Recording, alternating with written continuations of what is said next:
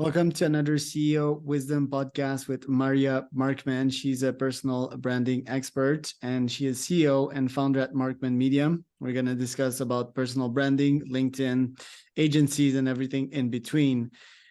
I am glad to present today's sponsors, which is my own company. It's a podcasting company. So if you want to start your pod, scale it, invite sponsors or get sponsors to a podcast, I can be your man. Basically, podcasts are amazing. They're growth flywheels because you can get top CEOs that wouldn't accept a meeting with you to speak with normally.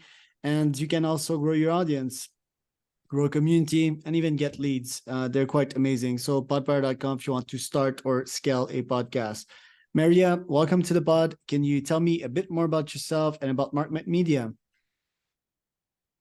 Thank you, Charles. Thank you for this opportunity and for the invitation.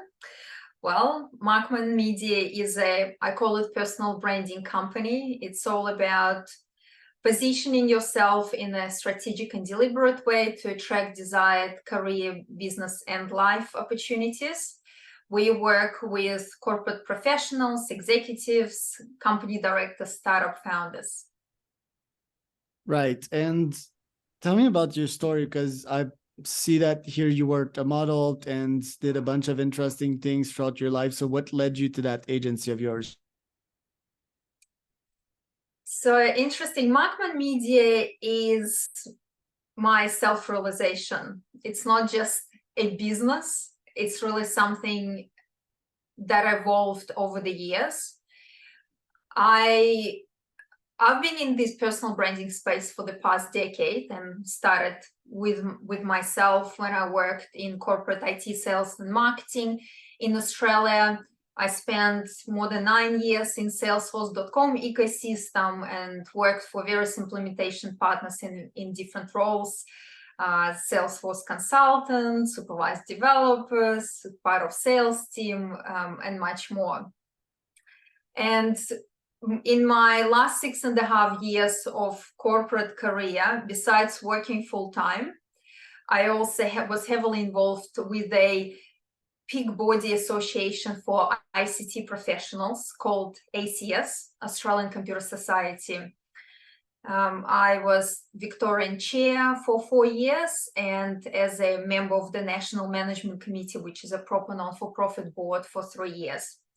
So during that period, I experienced firsthand so many amazing opportunities. For example, to chair and do a keynote at a summit which went for 3 days for chief information officers that was hosted on Gold Coast. I was invited to do interviews, many different opportunities, including 3 pay rises in 1 year. And when I started analyzing, actually, I remember back in 2016, one of chief information officers of an energy reseller in Australia at that time, he came to me and asked, Maria, tell me, how come at the age of 34, you were able to start your board directorship career? And I was like, very good question, Joe. Let me think about that.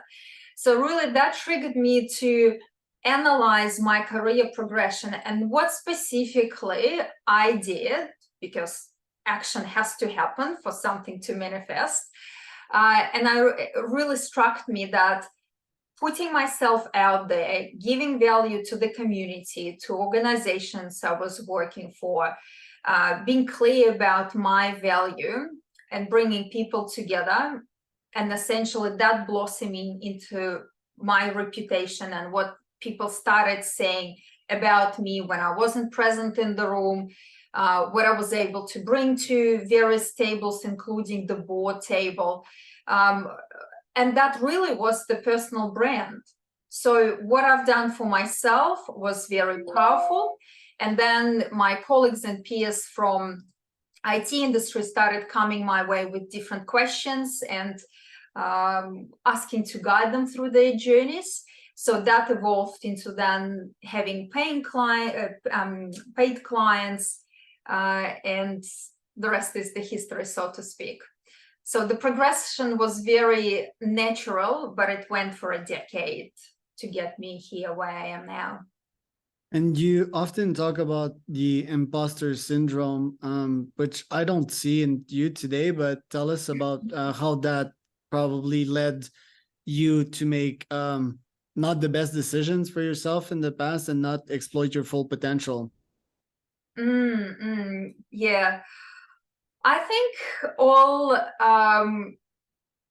intelligent, ambitious, and successful people go through this syndrome at some point in time, especially in the beginning.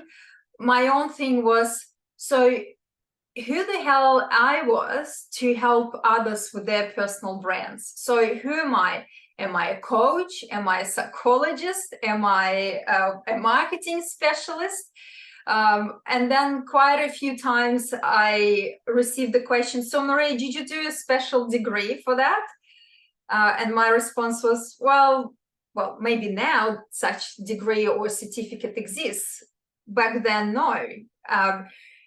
Really, this personal branding is, you have to live through that experience and then to help others in their journeys. I like to describe that in my work. Of course, I base it on marketing. So what is traditionally has been used for corporate or brand marketing, I then apply it to an individual, myself and my clients. I hope I answered your question, but it was a long one. Yeah, well, imposter syndrome, yeah, at some moments, but I'm reading, like Elon Musk's biography right now and Sam Bankman-Fried, and I somewhat relate to both in some way, in the sense that I never really had imposter syndrome, or like I think I'm probably like weight on one side of the scale there in terms of confidence and all of that, and I think that's been mostly good for me. I think sometimes I had imposter syndrome mostly because of society, or micro imposter syndrome, of people with bad vibes, just crabs in the buckets trying to get you down. I think in the corporate world it is omnipresent. You will have these bad vibes from colleagues sometimes, or just bad bosses hanging around. So there's like lots of humans, you need to deal with that. I do think as well that branding agencies, the question I have, I mean, I know that it's positive for closing rate, for example, and the authority, but I'm more, I think, of a pirate in which I don't need or want people's approval. I mean, it might be fun to play that game and get the likes and all of this, but what's the use of a branding agency for me if I'm just being myself all the time? And that in itself is probably enough to get me some followers or some super fans, because I don't want like 1 million followers. I probably want 1,000 super fans or something like that. Why would I need someone to help me with my brand? Well, maybe you don't need anyone helping with your brand, depending on what's your intention, what's your goal, and how in tuned you are into who you are and how you're going in your journey. So not everyone needs massive following. I on purpose don't call my company an agency. My model is not an agency model. I'm very passionate about helping people to start the journey, and also sharing my experience and knowledge with others. So in terms of the products, yes, I have clients with whom I work one-on-one, and I do help them to create content when the timing is right.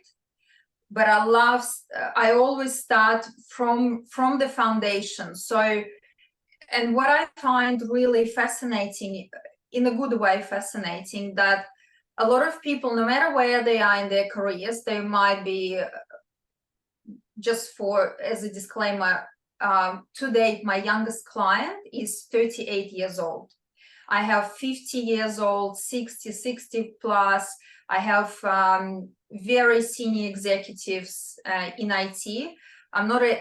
Not everyone wants to be disclosed because quite a few people, they like that to be seen as they're doing it themselves, and that's happening organically, and that's completely fine. But even someone who's an executive, real life example, Maria, I know what I achieved professionally. The system we developed, we're commercializing globally. It's one of a kind in Australia. So I'm 100% clear who I am as professional. I don't understand what's next for me and what's my real value. So if I were to step away from this role, what am I doing? So for me, personal branding is not about all those bells and whistles on social media and expensive cars. This can be part of the strategy if relevant, if needed, but essentially who we are as individuals, who we are as professionals, and bringing that together. So that's where really my passion is, to help people to essentially self-realize themselves, no matter who they are, no matter where they are, where they're in their journey in life, in corporate career. But because I spent about 14 years in corporate IT sales and marketing, naturally, my clients is from tech, different industries, but from the technology sector. You know how IT sits vertically across different industries? So yeah, I have people from different roles, chief financial officers, chief information officers, chief executive officers, but in one shape or form, they are within the IT sector. Right. Okay, I get it a bit more. And say that I hire you for my brand. Let's say that I would be older and in need of that service. What are your fees, generally speaking? Is it in package, or at what fee does that start? So I have one-off consultations that I offer. I have a few options how I work one-on-one with clients, and I really do not use a cookie cutter approach. My clients, the engagements with my clients go between, starting from a month, 6, 12 months and longer. I have a client, he's been with me for 3.5 years. In that time, he launched, he came with one business, then he launched 2 more. In terms of the cost with one-on-one work, it varies starting from 4,000 Australian up until 6 figures plus. So it really varies. But what I'm also in the process, and I'm about to announce an expression of interest for a focus group. I'll be launching a group, not necessarily a course, but I want to bring a group of people. Over the years, I had quite a few people reaching out to me saying, Maria, I'm really inspired. I want to learn. I want to be in your circle. I want to work on my personal brand, but I can't invest so much into one-on-one work. So I'm in the process of packaging and sharing that in a group environment, and then bringing offline events. So there are various ways to engage me. And I'm also sharing a lot of content, especially on LinkedIn, different checklists, insights, tips. I'm also active on Instagram, but Instagram, there is more of me, who I am and what I do, and my travels and my passions. So Maria Markman, you can Google Maria Markman and I'll be there. All right.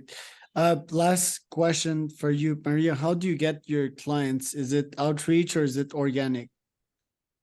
I use a combination of different strategies. So organic through content, organic via word of mouth, outreach as well, LinkedIn, email, combination. And how do you take care of yourself on a daily basis to look that good? Oh, that's a big one. I invest a lot in myself, a lot of resources. I meditate, exercise, stretch. I have quite a few coaches who help me in my journey. So physical and mental mind, or physical and mental health, they have to be approached holistically. All right. Well, thank you so much. Where can people find out more about you again? LinkedIn, Maria Markman, Instagram, Maria Markman. I'm there. I respond and very, very open. All right. And that was Charles Cormier, host with Maria Markman. You can find us at ceowisdompodcast.com.